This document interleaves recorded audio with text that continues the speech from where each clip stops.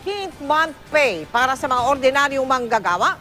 Yan po ang sinusulong ngayon sa Senado. Pabor naman kaya ang gobyerno at ang pribadong sektor. Nakatutok si Jam Sisante. Sa taas ng presyo ng mga bilihin ngayon, hindi na raw sapat para sa marami ang kanilang kita kada buwan. Masalimuot daw na usapan ang pagtataas ng sweldo para masabayan ang pagtaas ng mga presyo. Kaya panukala ni Senador Tito Soto, bigyan na lang ng 14th month pay ang mga rank and file employees mula sa gobyerno at pribadong sektor. Sa ilalim ng Senate Bill 1645 ni Soto, kailangan ibigay ang 13th month pay sa Hunyo at ang 14th month pay naman sa Disyembre. Yung pagdadagdag natin or pagmamandate natin ng 13th and 14th month pay, ma-offset nito yung problema ng wage increase hike. At the same time, specific kung saan dapat gamitin.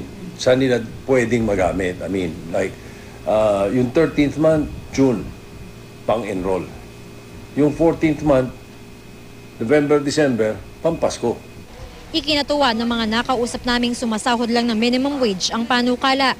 Mas maganda yan kasi makakatulong madagdag sahod sa mga empleyado.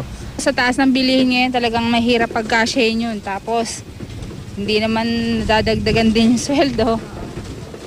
Kaya okay yun kung meron ganun. Naniniwala si Soto na kayang magbigay ng gobyerno ng 14th month pay sa mga empleyado. Ang dami ng savings ng mga ibang departamento.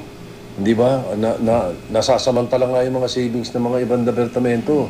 Ang lalaki pa. At kung imbis na mapupunta lang sa corruption o mapupunta lang sa mga bagay na hindi naman kapaki-pakinabang sa mga kababayan natin, ilagay na natin sa bituka ng mga kababayan nating maliliit. Hindi sumagot si Budget Secretary Butch Abad ng subukan naming hinga ng pahayag. Pero ang pribadong sektor, ngayon pa lang, umalma na sa panukala. Ayon sa Employers Confederation of the Philippines o ECOP, masyadong mahihirapan ng mga employer sakaling maisabatas ang 14th month pay bill. Unfortunately, the one paying the bill is not the senator and not the congressman, it's the employers. And the reality is, of the registered employee enterprises in the country, 99.6% are MSMEs, medium, micro, small, medium enterprise. There will be very few who can comply. Umaasa ang ECOP na pag-aaralang maigi ng Kongreso ang issue. Sana rin daw ay tutukan ng gobyerno ang paggawa ng magandang trabaho para sa mga unemployed at underemployed nating mga kababayan. Mahabang proseso pa ang pagdadaanan ng panukala para sa 14th month pay. Kailangan pang magsagawa ng mga konsultasyon at debate sa parehong Senado at Kamara bago magdesisyon ang mga mamabatas kung ipapasa ba ito o ibabasura. Jam Sisante, Nakatutok, 24 Oras.